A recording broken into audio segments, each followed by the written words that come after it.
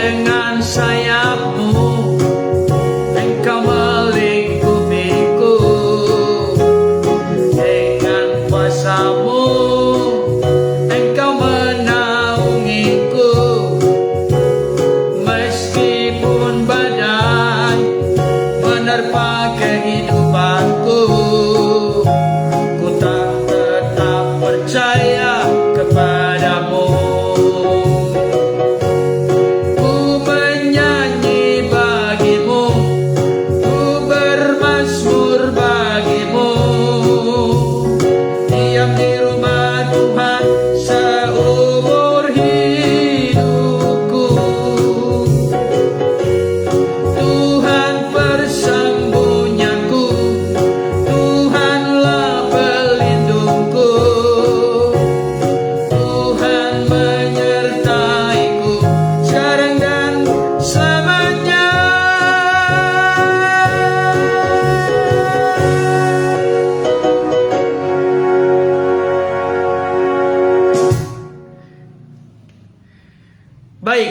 Tuhan, Bapak Ibu Saudara, itu lagu pujian yang saya gubah dari Mazmur pasal 27. Dan saya berdoa Tuhan pakai kata-kata pujian ini tentunya bersumber dari firman Tuhan menjadi kekuatan kepada kita masing-masing.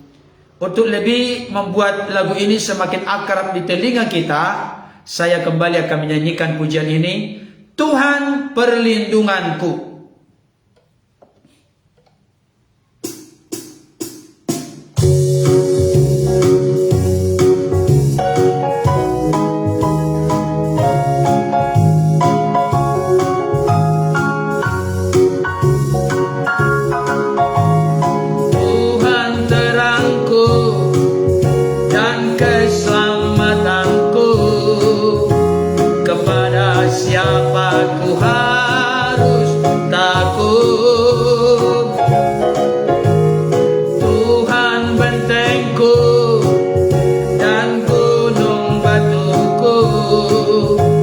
Kepada siapa ku harus gentar? Dengan sayapmu engkau melingkupiku, dengan kuasamu engkau menaungiku. Meskipun badai menerpa kehidupanku,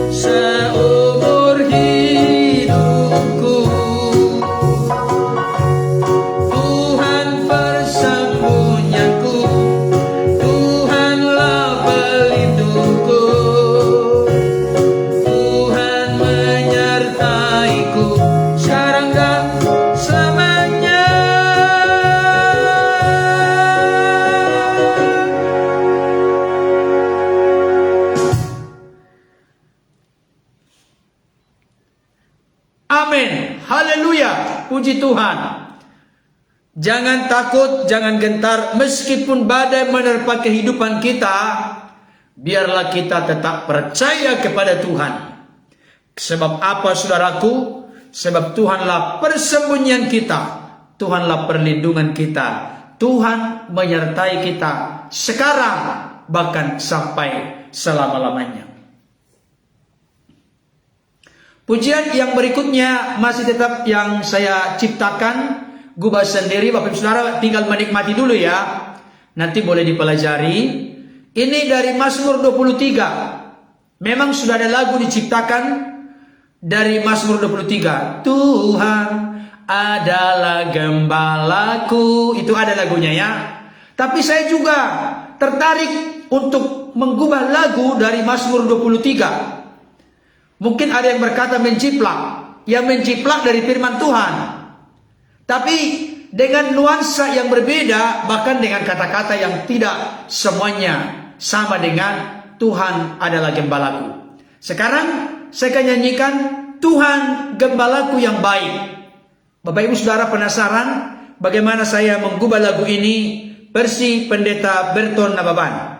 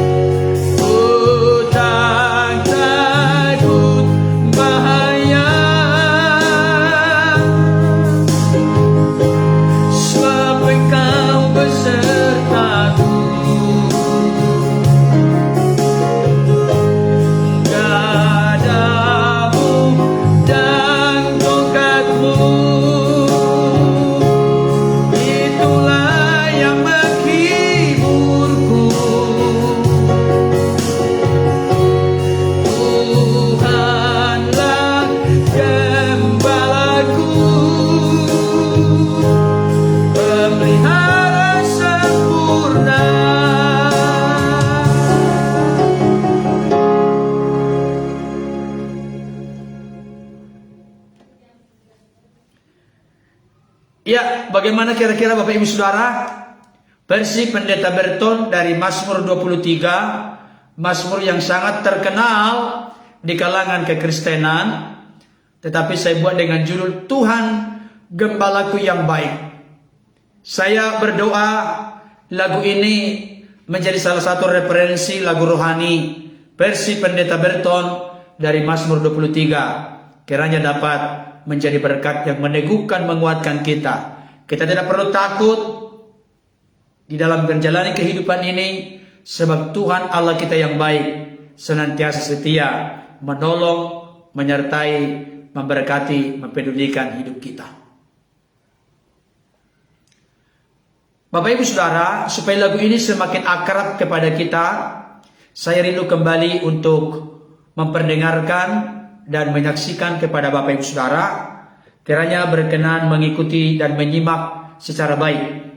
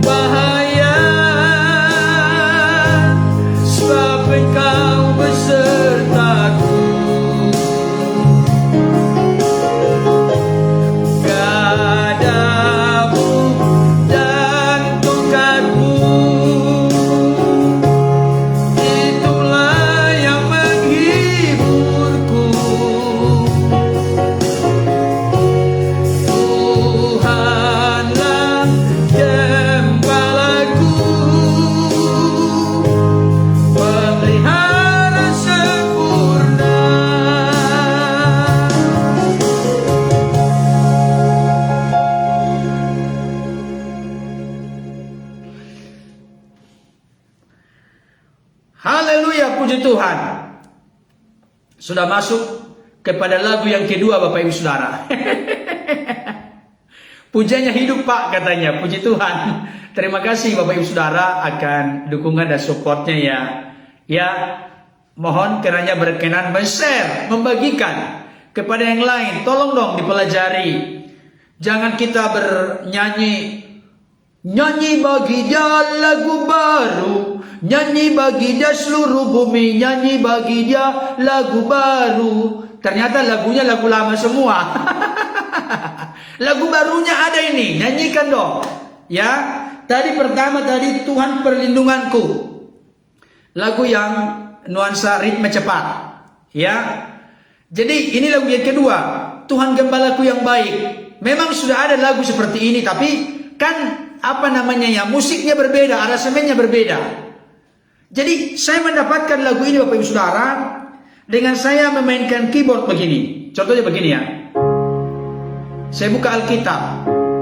Saya siapkan buku tulis sama pulpen, ballpoint. Saya mulai tulis. Baru saya langsung dapat musiknya. Iya, judulnya Tuhan Gembalaku yang baik. Ya.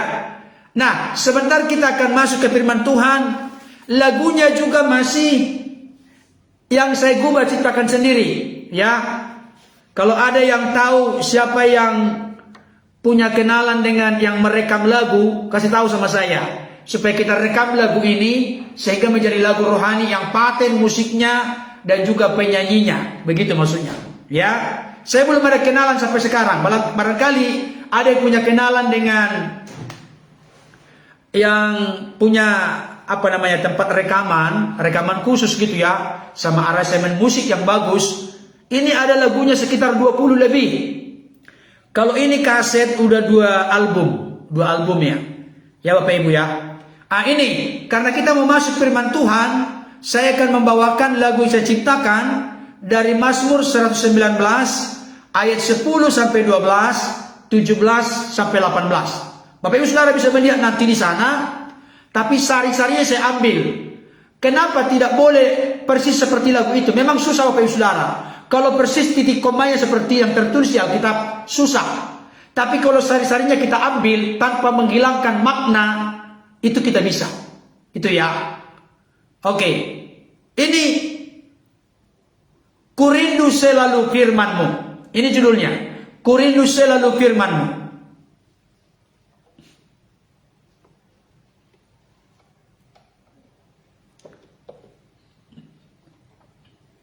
Saya ulangi kembali ya, dari Mazmur 119 ayat 10 sampai 12, 17 sampai 18. Ini lagunya tercipta dari situ.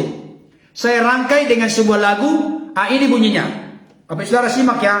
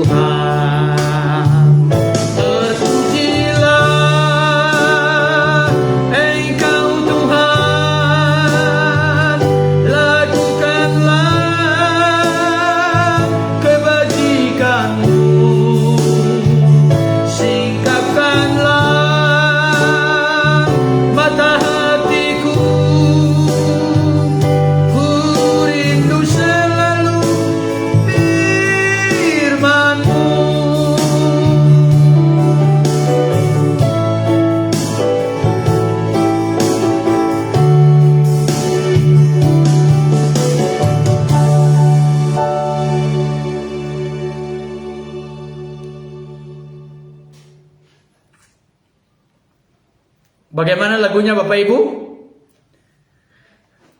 Tanpa musik saya nyanyikan ya. Dengan segenap hati ku mencari Engkau Tuhan. Janganlah biarkan hidupku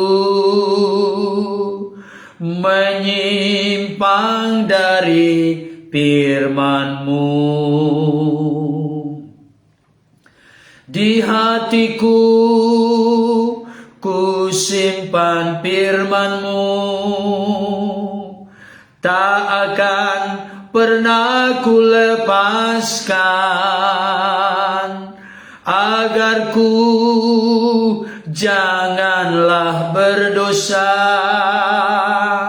terhadap Engkau Tuhan. Terpujilah Engkau Tuhan, lakukanlah kebajikan-Mu, singkapkanlah mata hatiku, ku rindu selalu firman-Mu.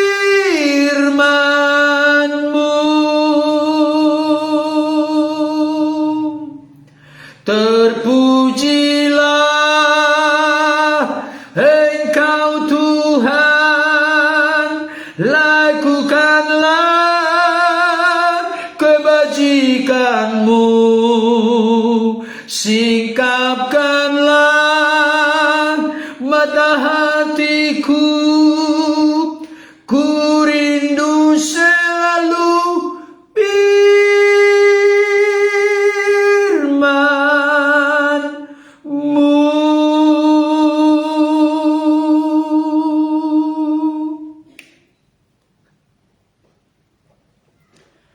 Mari kita berdoa Bapak Ibu Saudara. Damai sejahtera Allah yang melampaui segala akal atau pikiran, itulah yang memerintah atas seluruh hidup kami di dalam Kristus Yesus. Terimalah pujian, pengagungan, penyembahan kami Bapa menjadi dupa yang harum di hadirat-Mu. Tiba waktunya kami membuka telinga dan hati kami untuk menyaksikan, mendengarkan, menyambut firman-Mu dengan sukacita. Berilah kami hikmat dan pengertian supaya firman-Mu mendapatkan tempat yang terbaik dalam hati dan hidup kami. Oleh kekuatan Roh Kudus kami dimampukan untuk melakukannya dalam hidup kami hari lepas hari.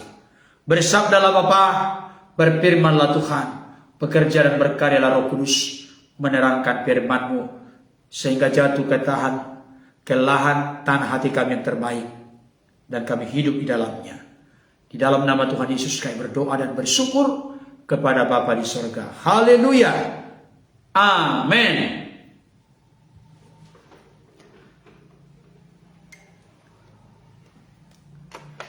Iya, ada yang berkata lagu ini cocok untuk menyambut firman Tuhan. Iya, benar. Makanya sebelum mendengar firman saya nyanyikan. Itu dia ya.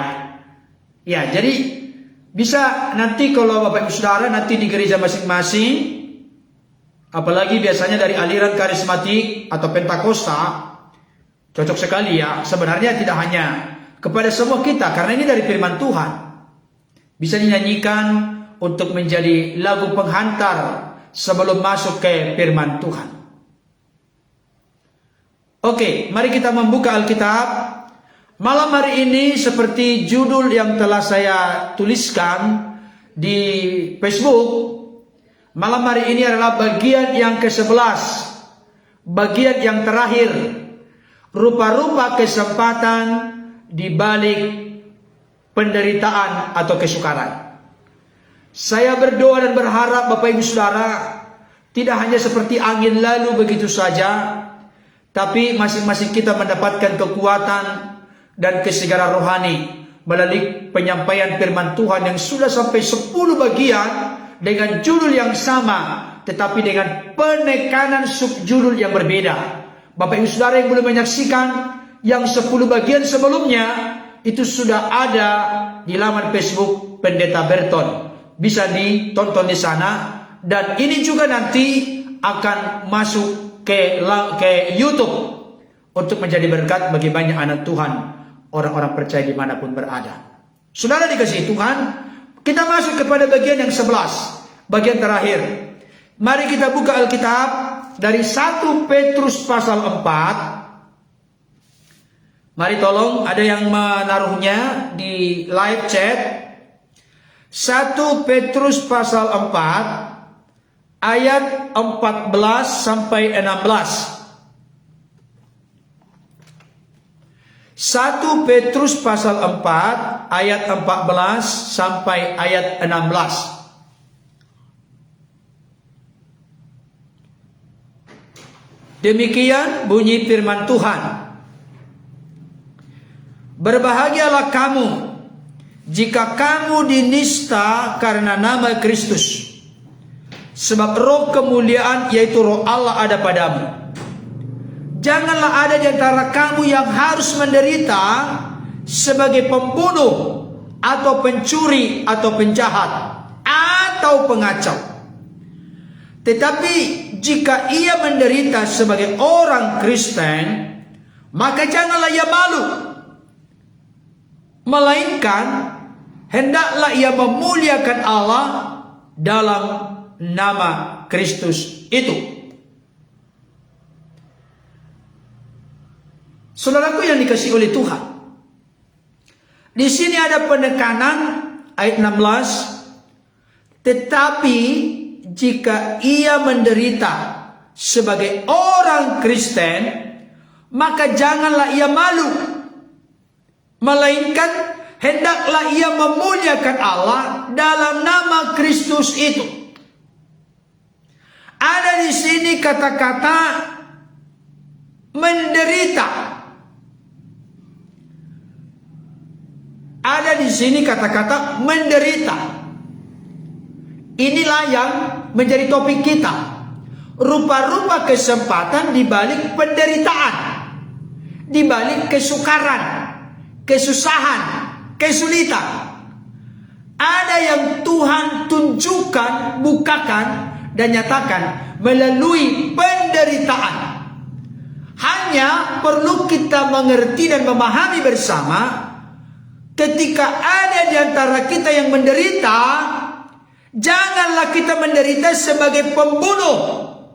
Janganlah kita menderita sebagai pencuri, sebagai penjahat, maupun sebagai pengacau. Artinya, kemarin saya sudah membahas ada 2 jenis masalah dalam kehidupan manusia. Masih ingat? Ada 2 jenis masalah. Pertama adalah masalah buatan. Yang kedua adalah masalah sungguhan, masalah benaran. Masalah buatan, inilah yang dimaksud dengan ayat yang ke-15. Janganlah ada di antara kamu yang harus menderita sebagai pembunuh, pencuri, penjahat, pengacau. Artinya, masalah yang melilit menimpa hidup seseorang oleh karena keteledoran, oleh karena keberdosaan, oleh karena pelanggaran, oleh karena kesalahan. Jangan sampai hal itu terjadi. Kalau hal itu yang terjadi, berarti langkah yang kita lakukan tidak ada kata lain. Kalau misalnya sebagai seorang pembunuh, Bapak Saudara, kita berada dalam negara hukum, maka kita harus melewati proses hukum. Itu tentunya karena kita negara berdasarkan hukum. Tapi yang jelas, sebenarnya dia tidak harus menderita kalau dia tidak membunuh, atau sebagai seorang penjahat, atau sebagai seorang pengacau atau pencuri. Tidak harus dia menderita. Artinya dalam hidup ini, Bapak Ibu Saudara, ada banyak kali kita ini mengalami kesusahan, mengalami kesukaran, mengalami kesulitan, mengalami penderitaan, mengalami masalah. Banyak kali oleh karena kekurangan kita, kelemahan kita, keberdosaan kita, bahkan habit, kebiasaan kita yang hidup tidak teratur. Misalnya contoh, terlambat tidur karena ngegosip. Orang Batak bilang markopur. Padahal yang mau diomongin tidak ada yang bermutu. Orang itu sakit karena dia itu sakit paru-paru, kanker, mengalami gangguan kehamilan dan janin oleh karena merokok. Itu masalah buatan Bapak Ibu Saudara. Kalau itu yang terjadi, tidak ada jalan lain selain bertobat. Tapi yang Tuhan maksudkan pada kesempatan malam hari ini, kalau seseorang menderita, ayat 14, berbahagialah kamu jika kamu dinista, dihina, dipandang sebelah mata, direndahkan. Oleh karena apa? Oleh karena nama Kristus. Inilah yang dialami oleh para rasul. Saudaraku dikasih Tuhan, secara khusus kemarin kita belajar tentang seorang Rasul Paulus. Dia menderita di penjara oleh karena memberitakan Kristus, memberitakan Injil, oleh karena hidup dalam kebenaran. Itu maksudnya. Firman Tuhan berkata di sini, berbahagialah kamu jika kamu dinista karena nama Kristus. Apakah Bapak Ibu Saudara pernah mengalami dinista oleh karena nama Kristus? Bahkan mungkin diberangus, dirintangi, dihalangi, ibadahmu kepada Tuhan diusik, diganggu, bahkan ada yang pernah sampai ditutup mungkin. Berbahagialah kalau hal itu terjadi. Kita tidak perlu menangis, meraung-raung, meratapi nasib. No, tidak. Saya sampaikan kepada Bapak Ibu Saudara, sampai saya saat ini ada di wilayah Kabupaten Bekasi. Ya, ada di sini yang ada di sekitar kita juga ya yang menonton. Saudara dikasih Tuhan. Dulu saya itu melayani di Jakarta Selatan. Melayani Jakarta Selatan. Saya menyewa satu tempat di sana dan kami bertahan selama 4 tahun di sana. Dengarkan baik kesaksian ini supaya Bapak Ibu Saudara diteguhkan, dikuatkan. Selama 4 tahun kita bertahan. Tapi ternyata ada kelompok-kelompok tertentu yang tidak setuju, tidak suka dengan kita. Karena kita menyelenggarakan pembinaan iman, menyelenggarakan ibadah di sana. Mereka tidak suka, mereka kumpulkan tanda tangan supaya kami tidak boleh di sana. Dengarkan baik, sampai pemilik tempat itu menelepon saya. Dengarkan baik Saudara. Pak Pendeta, tolong segera meninggalkan tempat. Kenapa Pak? Saya bilang, tolong Pak, kita sudah ada ultimatum. Kalau sampai Bapak tidak pindah dari situ, ada sesuatu yang terjadi katanya. Bayangkan. Ini kita menderita Bapak Ibu Saudara. Saya memberitakan ini bukan sekedar hanya hayalan, teori, konsep. Tidak. Tapi saya mengalami.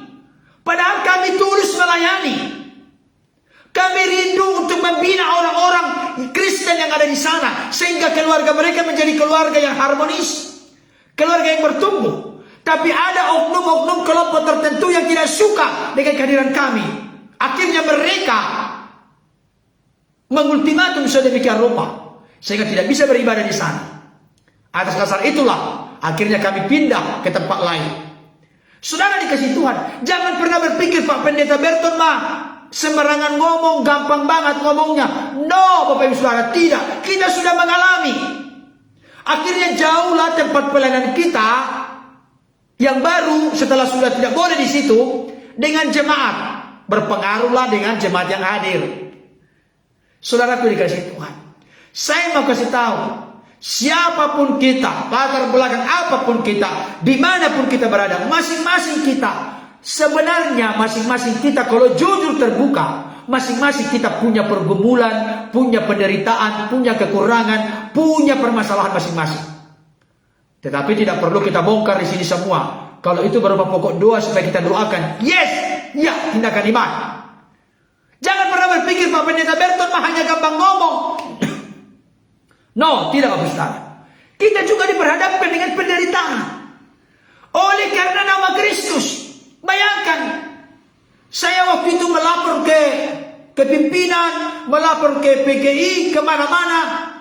Ya udah, yang sabar ya katanya. Sabar ya, sabar. Udah sabar kita. Saudara dikasih Tuhan.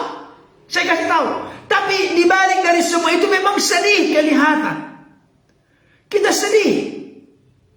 Kita bisa mungkin mencucurkan air mata. Karena memperjuangkan pelayanan bukan semudah membalik tangan. Tapi ada tantangan yang kita hadapi. Tapi ternyata dibalik itu semua ada damai sejahtera, ada sukacita, ada kegembiraan. Karena apa? Karena kita turut merasakan penolakan Yesus selama di dunia ini 3,5 tahun pelayanan. Itu hanya sebagian kecil. Kita belum dipukuli, kita belum dimahkotai duri, kita belum dipaku tangan dan kaki kita, belum ditusuk lambung kita, belum dicambuk tubuh kita. Tapi masih perlakuan begitu Bapak Ibu Saudara. Makanya Yesus pernah berkata, orang yang mengikut aku harus siap menyangkal diri, pikul salib, ikut aku setiap hari. Itulah salib kita. Bapak Ibu Saudara, itulah salib kita. Saya kasih tahu, tidak pernah firman Tuhan mengatakan kita memikul salib Yesus. No. Cukup hanya Yusuf dari Arimatea yang pernah membantu Yesus memikul salibnya. Kalau kita masing-masing diperintahkan firman Tuhan memikul salib kita masing-masing. Saudaraku dikasih Tuhan, pastikan dirimu, keluargamu malam hari ini menderita karena apakah hidupmu? Oleh karena Kristus, oleh karena berjalan dalam kebenaran, oleh karena belajar terus berjalan dalam iman, kasih pengharapan kepada Tuhan. Bapak Ibu Saudara menderita.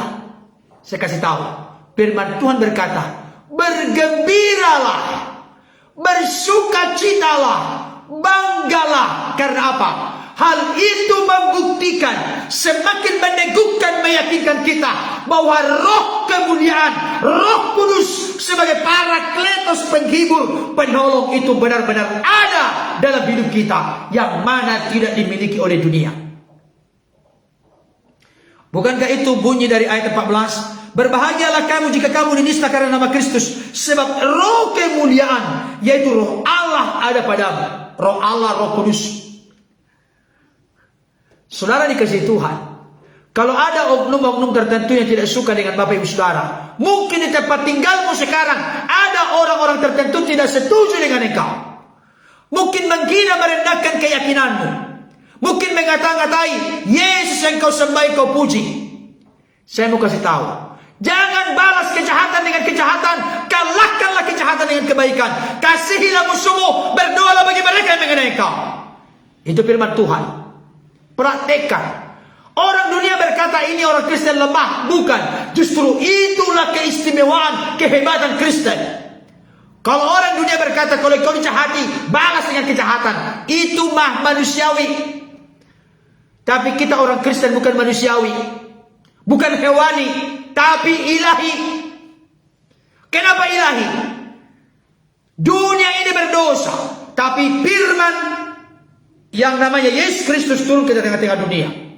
Sekalipun Yesus tahu dunia ini penuh dengan dosa, dia rela meninggalkan sorga, datang ke tengah-tengah dunia penuh dengan dosa dan nista, demi saudara dan saya, demi kita semua. Itulah kasih ilahi. Dan kasih ilahi itu kita telah terima. Kasih itulah yang bersemayam, berdiam, meluber, melimpah memenuhi hidup kita.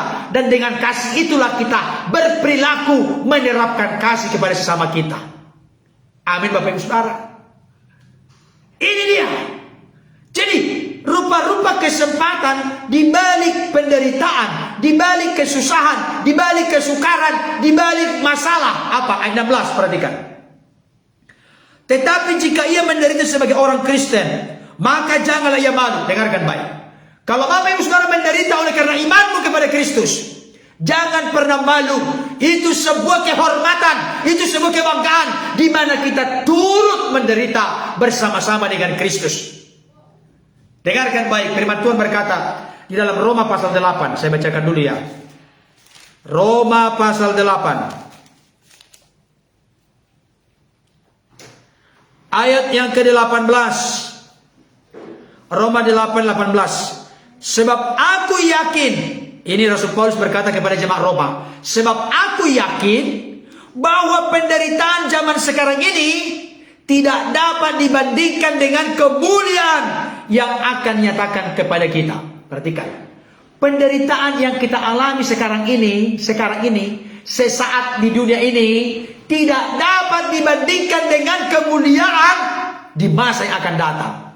Saudara dikasih Tuhan, kalau kita hanya fokus kepada yang di dunia ini, dan kita menilai segala sesuatu dengan apa yang ada di dunia ini, kita akan kerdil, dangkal, dan miskin. Bahkan seringkali kita menjadi rapuh, kita menjadi kalah dan menyerah. Tapi kalau kita berpikir luas, berpikir panjang, berpikir untuk kehidupan yang akan datang, ternyata tidak ada apa-apanya penderitaan di dunia ini yang sesaat dibanding dengan kemuliaan yang begitu dahsyat luar biasa yang akan selalu saya nikmati nantinya bersama dengan Kristus dalam kekekalan sorga yang mulia. Kapan? Selama-lamanya. Saudara dikasih Tuhan, 1 Petrus 4 ayat 16. Tetapi jika ia menderita sebagai orang Kristen, maka janganlah ia malu. Jangan malu Bapak Saudara. Jangan malu. Justru kita ini malu kalau kita menjadi penjahat, pencuri, pembunuh, pengacau. Kita malu. Karena kesaksian Kristen yang warnanya kasih menjadi pudar, menjadi hancur, menjadi suam, menjadi tawar kesaksian kita. Tapi kalau karena kebenaran, oleh karena nama Yesus, oleh karena Injil, kita tidak disukai oleh orang lain. Jangan menjadi orang Kristen yang bunglon. Tahu bunglon? Bunglon itu bertengger ke daun hijau, warnanya hijau. Bertengger ke daun yang sudah hitam, jadi warna hitam dia. Demi menyelamatkan diri, bertengger ke warna kuning, jadi kuning dia. Gak punya pendirian, gak punya prinsip. Saya kasih tahu, dengarkan baik. Kita dipanggil bukan menjadi serupa dengan dunia. Kita dipanggil bukan menjadi ikut arus. Kita dipanggil untuk berbeda dari dunia. Kita dipanggil untuk menentang, melawan arus. Hanya ikan yang mati yang ikut arus. Perhatikan baik-baik kalimat ini. Hanya ikan mati yang ikut arus. Ikan hidup pasti melawan arus. Artinya, kalau rohaniku hidup, bertumbuh dengan baik dan sehat, kita tidak mungkin, mustahil menjadi serupa dengan dunia. Mustahil. Pasti kita berbeda. Karena Yesus berkata, kamu adalah terang dunia. Terang. Bapak Ibu Saudara, dengarkan baik kalimat ini. Jangan capek-capek mengusir kegelapan. Tolong ada yang menulis. Jangan capek-capek mengusir kegelapan. Nyalakan lilin kegelapan sirna. Nah, apa maksudnya? Kita ini adalah lilin-lilin Kristus, terang Kristus. Kegelapan apapun, ini menjadi garansi jaminan. Jangan ada orang Kristen berkata, aku kalah dengan roh jahat, kuasa-kuasa kegelapan. Tidak, karena kita adalah terang. Karena kita telah memiliki terang itu. Terang yang sejati adalah Kristus. Kalau terang itu sudah ada pada kita, tidak mungkin kegelapan menguasai kita. Ini iman kita, ini keyakinan kita, ini kepercayaan kita. Jangan buat jadi melet. Itu melet bahasa Batak. Jangan buat jadi kurus, kering, kerdil keimanan kita. Kalau terang ada, kegelapan menjadi sirna. Kegelapan menyingkir, menjauh ketika terang ada. Kita adalah terang. Kita adalah garam, kita saksi suratan Kristus yang terbuka melalui tutur kata dan perbuatan kita dapat dibaca oleh setiap orang. Saya lanjutkan. Tetapi jika ia menderita sebagai orang Kristen, maka janganlah ia malu, melainkan hendaklah ia memuliakan Allah dalam nama Kristus itu. Nah, sekarang terjawab sudah pertanyaan kita. Saudaraku yang dikasihi Tuhan. Rupa-rupa kesempatan di balik penderitaan atau kesukaran. Saya kasih tahu, penderitaan adalah kesempatan bagi kita untuk memuliakan Allah di dalam Kristus. Tulis, kesukaran atau penderitaan adalah kesempatan bagiku, bagimu, bagi keluarga kita untuk memuliakan Allah di dalam Kristus. Ini terbalik dengan pemikiran kita Bapak Ibu Saudara. Kenapa terbalik? Kita seringkali berkata, Pak Pendeta, bagaimana mungkin aku memuliakan Allah dalam Kristus dengan kesukaranku? Itulah pemikiran yang sudah dikungkung oleh paradigma berpikir yang salah, keliru selama ini. Kita tidak sepikiran, tidak seperasaan dengan Kristus. Kita tidak menempatkan pola pikir kita, hati kita, sikap hidup kita selaras sesuai dengan firman. Kalau firman Tuhan memberikan penegasan, saya mau tanya, kita mau mengikuti perasaan kita atau mengikuti firman Tuhan? Tentunya kita semua pasti menjawab, kita mengikuti firman Tuhan, berjalan dalam kebenaran firman Tuhan. Kalau itu yang terjadi, maka paradigma kita, cara berpikir kita yang sudah keliru, sesat, menyimpang, salah, bertolak belakang dengan firman selama ini. Mari kita tata kembali, kita atur kembali pikiran kita ini, hati kita ini, supaya mengikuti alur berpikir Tuhan. Penderitaan atau kesukaran adalah kesempatan bagiku, bagimu, untuk memuliakan Allah di dalam Kristus. Aneh ya kalimatnya ya, Bapak Ibu Saudara, aneh ya. Iya Pak Pendeta, aneh. Selama ini saya pikirkan, kalau aku dapat berkat, aku naik jabatan, kesempatan memuliakan Allah dalam Kristus. Itu kan yang benar kan, menurut kita kan? Itu yang benar kan? Tapi ternyata firman Tuhan berkata, penderitaan kesempatan bagi kita untuk memuliakan Kristus. Amin ke malam ini. Jangan hidup oleh perasaan, jangan hidup oleh analisa, jangan hidup oleh fakta, jangan hidup oleh kenyataan. Hidup oleh iman. Itu firman Tuhan. Sampai 4 kali loh diulang Bapak Ibu Saudara. Orang benar hidup oleh iman. Kitab Habakuk, kitab Roma, kitab Galatia, kitab Ibrani. 4 kali diulang. Kalau ada firman Tuhan yang diulang-ulang, itu konfirmasi, penegasan, penekanan yang serius. Jangan diabaikan, jangan dilecehkan, jangan diremehkan, jangan dipandang sebelah mata. Serius. Kami hidup bukan karena melihat, tapi karena percaya, karena iman. Kata Rasul Paulus, 2 Korintus 5 ayat 7. Saudaraku dikasih Tuhan, mari malam hari ini saya tidak panjang lebar. Saya mau menyampaikan kepada Bapak Ibu Saudara. Mari, Yesus berkata, firman Tuhan berkata di dalam Filipi pasal 2 ayat ke-5. Hendaklah kamu dalam hidupmu bersama menaruh pikiran dan perasaan seperti yang terdapat dalam Kristus Yesus. Yang benar dalam hidup, tolong perhatikan kalimat ini. Yang benar dalam hidup adalah kita tidak mau memaksa Tuhan mengikuti pikiran dan perasaan kita. No, jangan. Karena belum tentu pikiran perasaan kita itu yang terbaik bagi kita menurut Tuhan. Yang benar adalah kita mau belajar merendahkan hati supaya kita mengikuti pikiran dan perasaan Kristus. Kita menjadi serupa seperti Kristus, bukan Kristus menjadi serupa seperti kita. Dalam konteks menebus, menyelamatkan kita, memang dia datang menjadi manusia.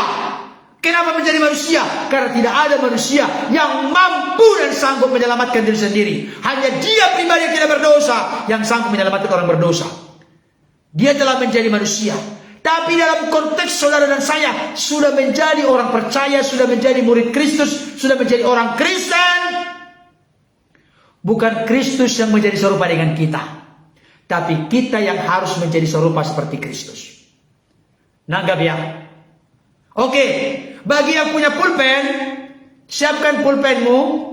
Saya akan sebutkan dari awal 11. Tolong, saya menunggu.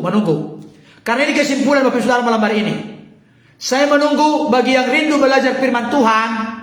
Saya menunggu Bapak Saudara bawa pulpen. Karena saya akan mulai dari awal. 11. Ini 10 tambah 1, 11. 11 rupa-rupa kesempatan di balik kesukaran, penderitaan, kesulitan, kesesakan, pergumulan, masalah sakit penyakit dan lain sebagainya. 11 rupa-rupa kesempatan. Apa sajakah itu? Saya tunggu. Silakan ambil pulpennya, ambil bukunya, tuliskan supaya Bapak Saudara renungkan masing-masing nanti. Ya.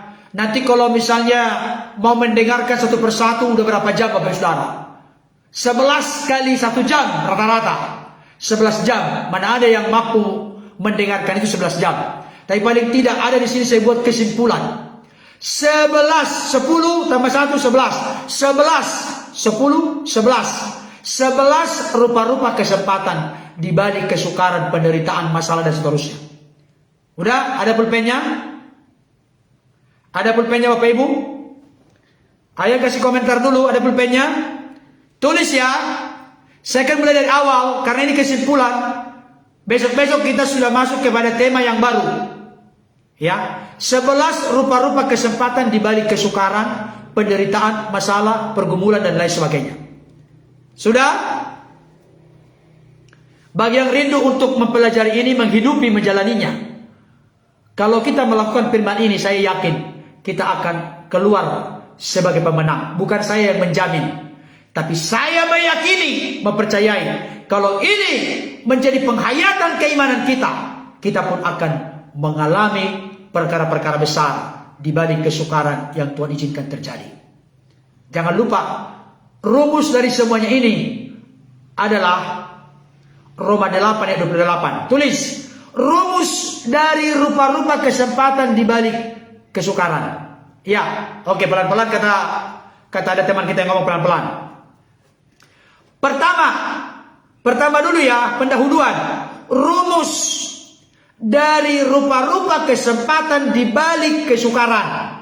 Rumusnya, ayatnya adalah Roma 8 ayat 28. Kita tahu sekarang Allah turut bekerja dalam segala sesuatu untuk mendatangkan kebaikan bagi mereka yang mengasihi Dia, bagi mereka yang terpanggil sesuai dengan kehendaknya.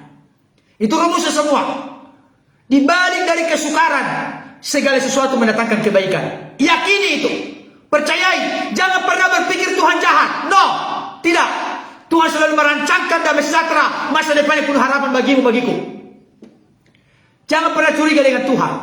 Kalaupun kelihatan prosesnya begitu pahit, begitu sukar, begitu sulit, yakinlah ujungnya pasti mendatangkan kebaikan. Itu rumusnya. Makanya jalanilah proses itu dengan lapang dada, dengan tekun, dengan setia. Oke, udah? Sudah disiapkan tulisannya, pulpennya? Rupa-rupa kesempatan di balik kesukaran. Rumusnya Roma 8 ayat 28. Itu dulu semua. Pengikat dari yang ke-11 ini adalah Roma 8 ayat 28. Ya. Oke, saya mulai pertama ya. Ada yang bilang pelan-pelan, saya bikin pelan-pelan. 11 rupa-rupa kesempatan di balik kesukaran. 1. Kesempatan mengalami perlindungan, pertolongan dan jaminan Tuhan.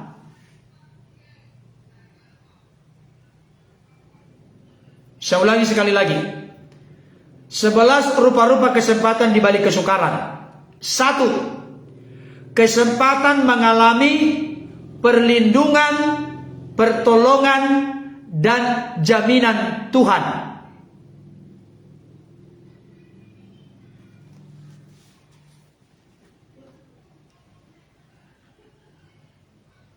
Yang kedua, kesempatan mengalami mujizat Tuhan.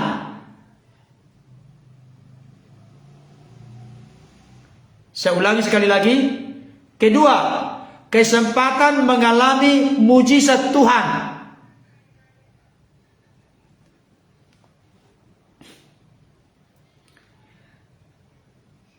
Ketiga, kesempatan untuk memilih apa yang baik atau buruk. Tentunya keputusan kita memilih yang baik. Saya ulangi yang ketiga, kesempatan untuk memilih apa yang baik atau buruk. Ada masalah, itu kesempatan bagi kita untuk memilih apa yang baik atau buruk.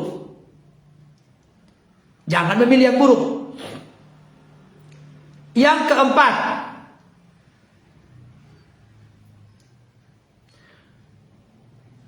keempat, kesempatan untuk makin menjadi tekun. kesempatan untuk makin menjadi tekun, tahan uji, dan berpengharapan. Itu yang keempat. Saya ulangi sekali lagi. Kesempatan untuk makin menjadi tekun, tahan uji, dan berpengharapan. Yang kelima, kesempatan untuk menjadi saksi dengan kata dan perbuatan. Saya ulangi, kesempatan untuk menjadi saksi dengan kata dan perbuatan.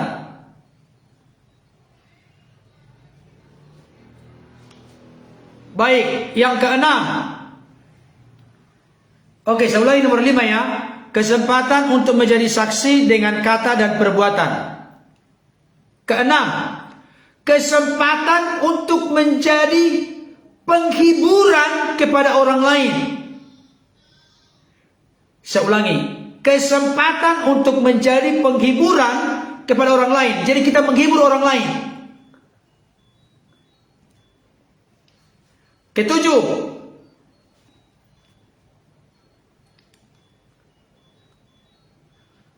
kesempatan untuk berbagi kepada orang-orang yang sangat membutuhkan, menjadi saluran berkat.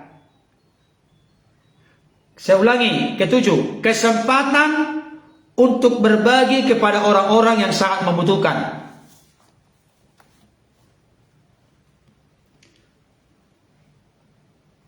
Kedelapan,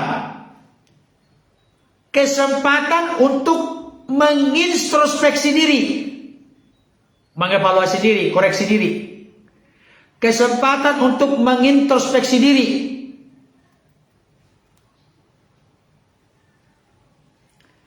Yang kesembilan, udah ya, kedelapan, kesempatan untuk mengintrospeksi diri. Yang kesembilan, kesempatan untuk melihat siapa kawan, siapa lawan. Kalau kita punya pergumulan akan terlihat nanti siapa kawan, siapa lawan. Kalau kita baik-baik saja, semua kawan, semua kawan. Tapi kalau kita punya masalah, itu kesempatan bagi kita untuk melihat siapa kawan, siapa lawan. Udah ya, 9, kesempatan untuk melihat siapa kawan, siapa lawan. Ke-10, kesempatan untuk menularkan keberanian kepada orang lain. Jadi kalau saya ini orang yang dipenjara karena Kristus, aku kuat, aku tegar, maka hal ini akan memotivasi orang lain untuk berani. Contoh dalam keluarga, ayah berani, maka istri, anak-anak akan berani. Begitu maksudnya. Oke, ke-10, kesempatan untuk menularkan keberanian kepada orang lain. Orang lain siapa saja terserah. Sudah? Yang ke-11 itu yang tadi. Kesempatan untuk memuliakan Allah dalam Kristus. Kesempatan untuk memuliakan Allah dalam Kristus. Mohon ada yang kasih komen, barangkali ada yang terlewat. Bagi yang rindu ya, ada yang terlewat biar saya ulangi. Nomor berapa yang terlewat? Silakan kasih di komen. Kalau ada yang terlewat silakan dikasih di komen, saya ulangi. Saya sangat mensupport orang yang rindu. Silakan Bapak Ibu, ada yang terlewat kasih di komen. Kalau tidak, kita akan berdoa. Oke. Iya, nomor 3, ada yang bilang nomor 3 ya. Kesempatan untuk memilih apa yang baik, apa yang buruk. Tentunya saya ingatkan tadi kan, tapi banyak kali kita ketika ada masalah memilih yang buruk kan, bukan memilih yang baik. Tapi di tengah-tengah masalah akan terlihat nanti apakah dia memilih kehendak Tuhan atau memilih kehendak diri. Nah, itu kan. Kesempatan untuk memilih apa yang baik, apa yang buruk. Oke, ada yang menanyakan nomor 1. Kesempatan mengalami perlindungan, pertolongan dan jaminan Tuhan.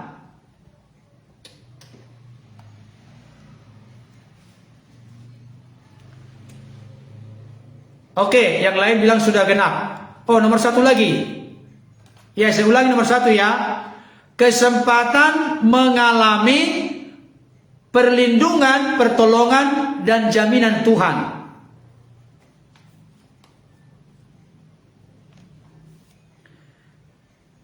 Ya, nomor 8. Nomor 8. Kesempatan untuk mengintrospeksi diri. Introspeksi diri. Kesempatan untuk mengintrospeksi diri. Udah ada lagi? Tadi yang pertama sudah saya ulangi beberapa kali ya. Kesempatan mengalami perlindungan, pertolongan, dan jaminan Tuhan. Oke? Sekian Bapak Ibu ya. Udah oke ya? Saya berharap dan berdoa Bapak Ibu Saudara, silakan kembali direnungkan apa yang telah saya sampaikan itu. Kiranya dapat meneguhkan, menguatkan Bapak Ibu Saudara. Percayalah kalau meyakini firman Tuhan, kita akan dibawa ke dalam pengalaman-pengalaman yang baru dan segar. Kita akan dikuatkan, diteguhkan, dan dikokohkan dalam Tuhan. Mari kita berdoa. Segala puji, hormat, syukur, kemuliaan bagimu Tuhan. Kau Allah yang baik telah berkenan menuntun memimpin pertemuan kami pada malam hari ini. Biarlah beberapa kali kesempatan, baik di dalam ibadah malam seperti ini maupun di ibadah minggu, telah hamba sampaikan 11 rupa-rupa kesempatan di balik kesukaran, penderitaan, masalah, kesulitan, kesesakan hidup. Biarlah hal ini boleh mendorong, meneguhkan, menguatkan kami semua. Biarlah apa yang kami pelajari bukan sekedar pengetahuan Tuhan, tapi benar-benar berbicara dalam hati kami. Roh Kudus berikan kami hikmat untuk dapat mengerti, memahami, meyakini, berpegang teguh kepada firman-Mu. Kalau ada sesuatu di dalam bagian firman-Mu yang telah kami pelajari, tidak sesuai dengan pemikiran-pemikiran kami yang normal dan biasa, kuatkan, teguhkan kami untuk boleh mengaminkan firman-Mu. Karena kadang-kala firman-Mu itu Tuhan berseberangan dengan pola pikir dunia ini. Tetapi kami mau sepikiran, seperasaan, sekehendak dengan Tuhan. Bukan Kristus yang harus menjadi serupa dengan kami dalam konteks kami sebagai anak Tuhan, orang-orang percaya. Tapi kami yang harus sepikiran, seperasaan dengan Kristus. Bahkan hidup kami menjadi serupa seperti Kristus. Bapa di sorga, terima kasih untuk firman-Mu. Engkau telah memberikan kami kekuatan, memberikan hamba-Mu kekuatan dalam menyampaikan firman ini. Biarlah tidak sekedar konsep, pengertian, pengetahuan, pemahaman, tapi Roh Kudus mengerjakan terobosan dalam hati setiap kami, dalam hati setiap anak-anak-Mu, dimanapun mereka berada. Di dalam nama Yesus, di dalam nama Yesus, aliran kuasa-Mu, hikmat Roh Kudus, kekuatan Allah yang dahsyat dan luar biasa tercurah bagimu saat ini. Engkau diteguhkan, engkau dikuatkan dalam menerapkan firman dalam hidupmu. Kita berubah menjadi serupa seperti Kristus. Terima kasih Tuhan. Hamba-Mu berdoa malam hari ini bagi anak-anak-Mu yang sempat menuliskan pokok doa. Apapun problem mereka, apapun pergumulan masalah mereka, hamba berdoa bersama dengan orang-orang percaya, bersama dengan yang sedang mengikuti live saat ini. Di dalam nama Yesus, segala sakit penyakit dalam tubuhmu enyah, tersingkir, dicabut sampai ke akar-akarnya. Oleh kuasa darah Yesus, oleh kuasa nama Yesus, nama yang ajaib, nama yang menyembuhkan, nama yang memulihkan, nama yang menghadirkan keajaiban. Terima kasih Tuhan. Terpujilah Engkau kekal selama-lamanya. Roh Kudus kuatkan, teguhkan kami terus, setia mencintai, mengasihi-Mu. Berkati istirahat kami malam hari ini. Jaga lindungi kami Bapa. Tutup bungkus dengan kuasa-Mu. Jauhkan kami dari segala gangguan apapun. Mimpi buruk, kuasa-kuasa kegelapan. Roh, jiwa, tubuh kami, suami kami, istri kami, anak kami, keluarga kecil kami, dalam genggaman perlindungan Tuhan yang sempurna. Di dalam nama Tuhan Yesus. Damai sejahtera-Mu yang melampaui segala akal memerintah atas hidup kami, bahkan malaikat-Mu berkemah di sekeliling hidup kami. Terima kasih Tuhan. Terima kasih Bapa, terpujilah Engkau. Ini doa harapan kerinduan kami naikkan kepada Bapa di sorga, di dalam nama Tuhan Yesus Kristus. Haleluya. Amin.